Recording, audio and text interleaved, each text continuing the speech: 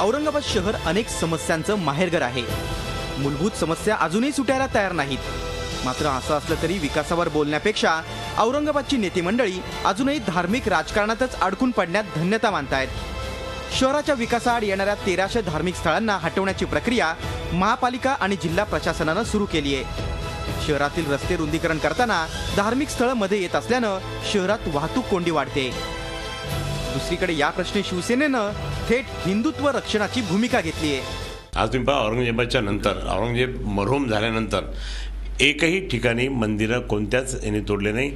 रजाकार पिरियडमध्ये मात्र तो प्रयत्न झाला, पण हिंदूंनी त्या ठिकाणी विरोध केला। आज काही नसताना पाकिस्तानमध्ये तोडण्यात आले, त्या पद्धतीने या ठिकाणी अधिकाऱ्यांनी तोडलं। शिवसेनेची रिओढत MIMनं देखील या वादात उडी घेतली आहे। प्रशासनानं निवडलेली धार्मिक स्थळं अतिक्रमित नाहीत असा पवित्रा पक्षानं घेतलाय। धार्मिक गुरूंची कमिटी बनवून त्यावर निर्णय व्हावा अशी भूमिका पक्षानं घेतली आहे।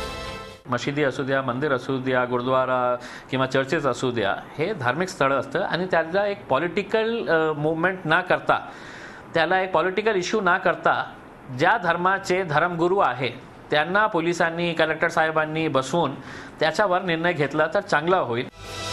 स्मार्ट सिटीचं आव्हान असतानाच दोन्ही पक्ष धार्मिक स्थळांवरून राजकारण करण्यातच धन्यता मानत असल्याचा आरोप राजकीय विश्लेषकांनी केलाय।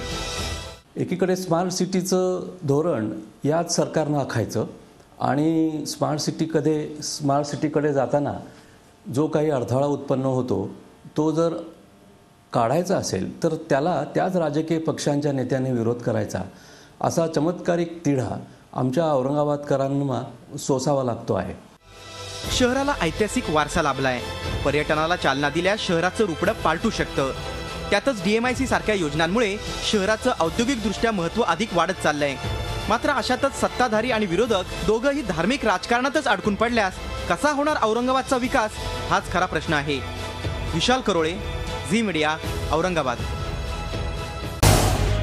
झी 24 तास रहा एक पाऊल पुढे।